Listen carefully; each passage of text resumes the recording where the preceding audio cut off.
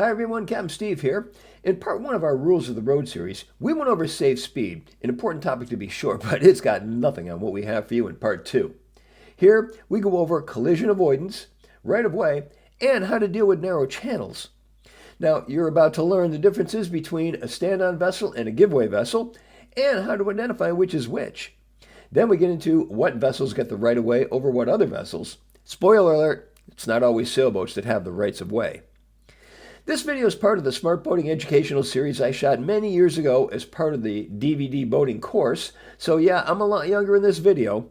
I've sold them for years, but now I'm making them all free to you. All I ask is that you smash those like and subscribe buttons and let me know what you think in the comments below.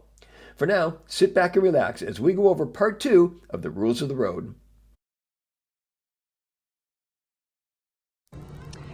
To begin using the rules governing risk of collision, we first have to determine if risk of collision even exists. Now, the rules clearly state that you are required to use all available means to determine if risk of collision does exist. If there is any doubt whatsoever, then assume that it does. Okay, that's all well and good, but what are all available means?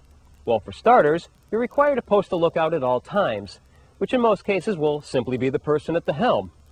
This works fine on a clear sunny day, but in restricted visibility, you should have another lookout posted on the bow or be prepared to prove why you thought it a good idea not to. Do you have radar and is it turned on? If you have it, you're required to use it. Don't forget long-range scanning of the area around you with your eyes. Binoculars come in very handy in this situation. Okay, so we're keeping a good watch as required. Now I see another boat. How do I know if there's a risk of collision? Easy. Risk of collision exists if the bearing of an approaching vessel does not appreciably change. This is where long-range scanning really comes into play. If you are keeping a good watch, you should see the other boat from far away. Look down at your compass, or if you don't have a compass, you can line it up with a spot on your rail or even the frame of the windshield and make a note of where it is from you, its bearing. Then look again a few minutes later. Has the other boat moved from that bearing? If it has, you're good to go. If not, it should get your attention as you are now on a potential collision course with that other vessel. If there's any doubt whatsoever, then again, assume that there's a risk of collision. Now, even if it has moved, you could still have a problem, particularly if it's a very large vessel or at close range. Some large boats take a long time to cross in front of you. Is it a cruise ship? Or how about a tugboat with a barge way behind it? You'll be in a world of hurt if you pass between a tug and its tow. If there is any doubt whatsoever, then assume that there's a risk of collision. And listen, you don't need to keep steering towards each other, continually trying to make that risk of collision determination either. Go ahead and avoid the other boat anyway. There's an old story about the husband and wife who were cruising along when a large ferry came into view. The husband, doing the navigating, looks down at the compass to take a bearing on the ferry, and the wife at the wheel says, "Don't bother, he'll cross in front of us." He asks, "How can you tell so soon?" She says, "Because I'm going to let him." Now that's smart boating. Okay, so now we've determined that there is indeed a risk of collision. Now we ask ourselves a whole new question. Who is supposed to move out of the way? Well, unless boats are meeting head-on, one power-driven boat always gets priority over another based on how they are approaching each other. One boat will become the stand-on vessel, and the other becomes the giveaway vessel. Let's talk about these two types of boats and exactly what their responsibilities are. And these are all for power-driven boats only. We'll get to the sailing vessels in a minute. The giveaway vessel is the one that's required to take action to avoid a collision. Actually, it's required to take early and effective action to avoid a collision. It gives way to the stand-on vessel. Now, we say early action because we want to make sure that corrective action will be taken before the other vessel begins to question if it will. And effective means that any action taken should be within the following guidelines. Changing course. In most cases, and if there's enough sea room, you may avoid a problem by changing your course alone. Don't make it more complicated than it is, just turn away. No small changes. Any change of course or speed should be large enough to be readily apparent to the other vessel. Make a decision, act on it, and let everybody know what you're doing. Any action shall be positive, made in good time, and with due regard to the observance of good seamanship. This simply means that you should not do something like head towards a sandbar to avoid heading towards another boat that's 2 miles away. By the same token, it will do you no good to avoid a collision with one boat by getting into trouble with another. Make your corrections result in passing at a safe distance, and monitor the results until the other vessel is safely passed and clear. Never forget that slowing down or reversing can allow more time to assess the situation and may resolve the conflict at the onset. Now we move to the stand-on vessel. For the sake of discussion, let's say that now you are in command of the stand-on vessel. You now have very little to do. Basically, just maintain your course and speed, but not to the point where you collide with the other vessel that is supposed to get out of the way, but isn't. Now, even if the giveaway vessel is taking action, you're allowed to take action too. Nothing says that you can't, and it's always safe if two boats are working together to keep out of each other's way. But you must be sure that your actions work with the other guys in correcting the problem and not against him. This is why you need to let the other guy do his job and make the first move. He's evaluating your course and speed to make his determination of what to do, and changing either before he does makes him have to start his evaluating all over again. Even if the giveaway vessel is taking steps to avoid collision, it still may not be enough to avoid a collision. So if the action of the giveaway vessel alone won't avoid the collision, now you, as the stand-on vessel, are required to do what you have to in order to avoid the collision. Notice the difference here. Before, the stand-on vessel was allowed to take action, even though the giveaway vessel was taking action. Now you are required to take action, since the action of that giveaway vessel alone isn't going to be enough to avoid the collision. That's why whenever there's a collision, it's always the fault of both captains. They're both required to take action when the action of one won't prevent the collision. And never forget that in all cases, slowing down or reversing can allow more time to assess the situation and may resolve the conflict at the onset. Okay, so now we know how to determine if risk of collision exists and which boat does what. So how do we determine which boat is the stand-on and which is the giveaway? Well, for this first situation, you don't even have to. When one power-driven boat meets another power-driven boat head-on, then the rules are the same as if you were meeting on a road in your car, at least in North America. Both boats alter course to starboard and pass port to port. This is the only time that action is required of both boats at the same time. And since both boats have to take action, there is no stand-on or giveaway vessel. Now, if you're already aligned to pass port to port, then there's no risk of collision and you don't need to do anything, right? Same goes if you're aligned to pass starboard to starboard. There's no risk of collision, so there's no need for anybody to do anything. Only when coming at each other head-on do we alter course to starboard and pass port to port. For a crossing situation, the Coast Guard states the rule this way. When two power-driven vessels are crossing, the vessel, which has the other on her starboard side, shall give way to the other vessel and shall avoid crossing in front of the other vessel. To put it another way, if you see a power-driven vessel crossing from your starboard side, you are the giveaway vessel and are to keep out of the way of and cross behind the other boat. That's it. An easy way to remember this is port has fewer letters and fewer privileges. If you are the vessel of port, you keep out of the other boat's way and cross behind him. You are the giveaway, he is the stand-on. When one boat is overtaking another, then the vessel being overtaken has the right of way. So, if you are overtaking another power-driven vessel, then the other vessel should maintain course and speed, since that is the stand-on vessel. That means the overtaking vessel, that's you, shall keep out of the other vessel's way. You're the giveaway vessel. And no fair changing course to make it into a crossing situation in the hopes of changing the rules of the game. You are overtaking until you are well past and clear. Now we move on to what happens when two sailing vessels meet. Now first off, remember to be clear on the difference between a sailing vessel and a sailboat. A sailing vessel is a boat powered by sail alone, and if fitted with an engine, it is not being used. A sailboat describes the boat itself, not what it is powered by. Once a sailing vessel fires up its engine, it becomes a power-driven boat, and the rules of sailing vessels no longer apply.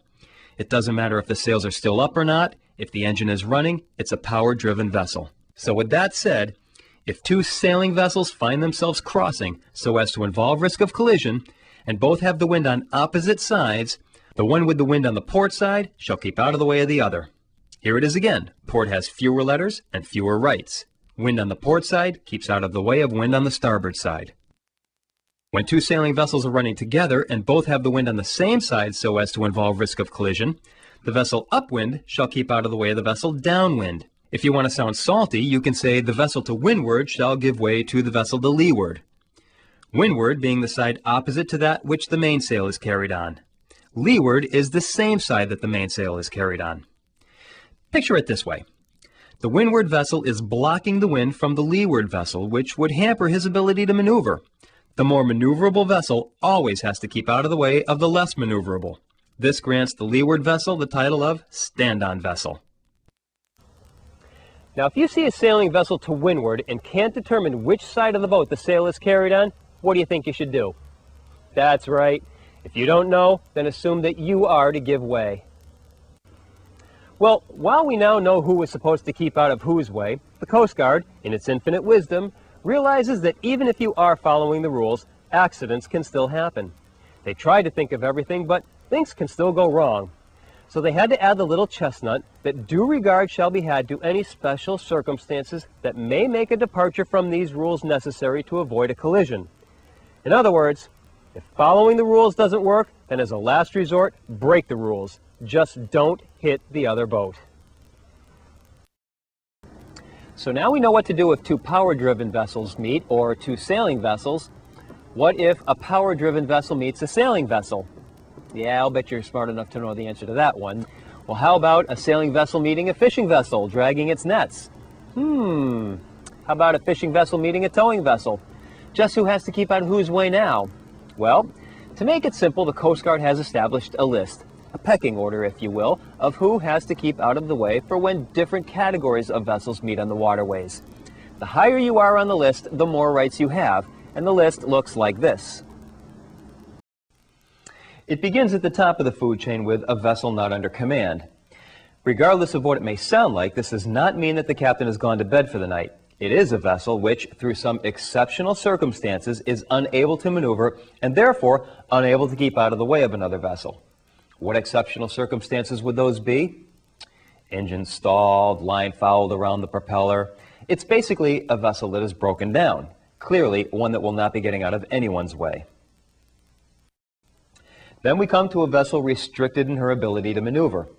Now, this is a vessel which, from the nature of her work, is restricted in her ability to maneuver and is therefore unable to keep out of the way of another vessel. The key words here are nature of her work. This time it's her job rather than a breakdown that restricts her ability to maneuver. Now, these are not just any vessels that just decide to take on this title. They are very specific vessels doing specific jobs. That's how we take the guesswork out of figuring out if a vessel really is restricted in its ability to maneuver. It only counts for vessels engaged in the following: laying, servicing, or picking up a navigational mark, submarine cable, or pipeline. Now, the one of these that you're most likely to come across is your basic Coast Guard buoy tender. Remember the words, due to the nature of her work. If it's not tending to a buoy, then it's not restricted in its ability to maneuver. It's just a power-driven vessel. Next, we have dredging, surveying, or underwater operations. Then replenishment or transferring persons, provisions, or cargo while underway. Launching or recovering aircraft, that would sure restrict your ability to maneuver. Mine clearing, no problem keeping out of the way there, I hope. And finally, towing operations. See, once you look at the list, it's easy to see how all of these vessels should be categorized as restricted in their ability to maneuver. And as such, they get the right of way over everyone but a vessel broken down, which is referred to as not under command. Then we move on to a vessel engaged in fishing. This will be any boat fishing with nets, lines, trawls, or other gear which restricts maneuverability.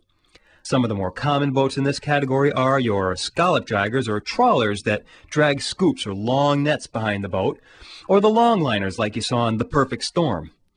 It does not include a boat fishing with trolling lines or other gear that does not restrict maneuverability. Be clear on this. trolling for blues does not make you a vessel engaged in fishing because that gear does not restrict your maneuverability. Now, it's also important to know that even though these vessels have gear that restricts maneuverability, they do not fall under the restricted and maneuverability class that we just discussed. Those are only the types of boats that we listed, and it didn't include fishing boats because they get their own category. This way, the fishing vessel keeps out of the way of the vessel's restricted and maneuverability. Now we come to a sailing vessel. Again, notice that I'm careful not to say a sailboat. A sailing vessel is any vessel under sail provided that propelling machinery, if fitted, is not being used. If you fire up the engine, you've just become a powerboat and you move down the list. A power-driven vessel is any vessel propelled by machinery, including a sailboat with the engine running. And finally, we come to seaplanes. Now, surprisingly enough, seaplanes rank at the bottom of the list and are required to keep clear of all other vessels. There seems to be an overall impression that seaplanes have their own environment, and when they encroach onto ours, they should keep their distance. Well, so be it. The seaplane keeps out of the way of all others or flies away. Although, I suppose if the seaplane just crashed in the water, then it would probably become a vessel not under command and move to the top of the list. So again, to summarize, from top to bottom, not under command or broken down, restricted maneuverability, fishing, sailing, power-driven, and finally, seaplanes. Simply look at where you are on that list and keep out of the way of everything above you. It's that simple. Now, since most of us operate in narrow channels at one time or another, we need to go over some of the rules pertaining to narrow channels. They're very logical and should offer no surprises, but just need to be stated. Take a look. Keep to the right. A boat proceeding through a narrow channel is required to keep as far to the right or starboard as feasible. This will save you having to meet another boat head-on and having to alter course to starboard to pass port to port. You're already there. Size matters. A vessel of less than 20 meters in length, or a sailing vessel, shall not interfere with the safe passage of a vessel that can safely navigate only within a narrow channel. So don't cut across the path of a ferry thinking that if you're to his right, you must have the right of way. And normally, sailing vessels have the right of way over power-driven vessels, but not if the power-driven vessel can only safely navigate within that narrow channel, and therefore can't get out of the way. Use caution when crossing. Don't cross a narrow channel if it interferes with a vessel that can only navigate within the narrow channel. If the larger vessel is confused about your intentions, he is to sound the danger signal, and we'll get into sound signals shortly. Get permission before passing. If a power-driven vessel intends to overtake another power-driven vessel in a narrow channel, he must first indicate his intentions with the proper horn signals, which we'll get into later. The boat being overtaken should sound agreeing signals and may take steps to permit a safe passing, like moving over further. If he doesn't agree, he should sound the danger signal. The overtaking boat is still required to give way to the overtaken boat. Signal for blind spots. If nearing a bend in the channel and visibility is obstructed around the bend, you should sound one prolonged blast to let boats coming the other way know that you are coming. If any are coming, they should answer your signal and then exchange passing signals. Avoid anchoring in a narrow channel. This should be an emergency-only tactic, like if you lost an engine. Even then, the smart boater would let himself get taken out of the narrow channel by the current before dropping the hook. Well, there you have it. Now you know that when two boats meet, there really is a responsibility between the two, and how to conduct yourself when you're one of them. I hope you found this helpful, and if so, go ahead and smash those like and subscribe buttons. It really helps, and it allows me to keep videos like these coming. Be sure to watch the next video as we continue the educational journey of smart boating. For now, I'm Captain Steve. Thanks for watching, and I'll see you on the water.